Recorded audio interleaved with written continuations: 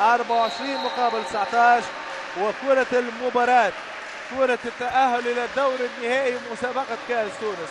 الترجي تأهل إلى الدور النهائي مسابقة البطولة حساب السعيدية. مروان الفهري هل سيقول نعم للسعيدية؟ هشام الكعبي كرته تصطدم بمجد التومي. حسين السعيدي وخرج الميدان. 20 للترجي 24 للسعيدية.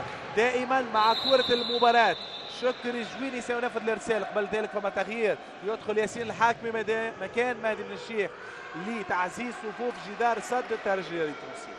شكري جويني الان سينفذ الارسال. هل سيفضل المجازفه ام سيفضل المجازفه؟ هذا سؤال. يعني المجازفه اكيده في هذه اللحظات. المجازفه ولكنها خاطئه. نعم فضل شكري جويني المجازفه ولكنه اخطا. ونقطه للسعيديه الرياضيه والفوز باللقاء. مبروك للسعيديه الرياضيه بانتصار اذا في هذا الشوط الرابع 25-20 وباللقاء 3 أشواط مقابل 20.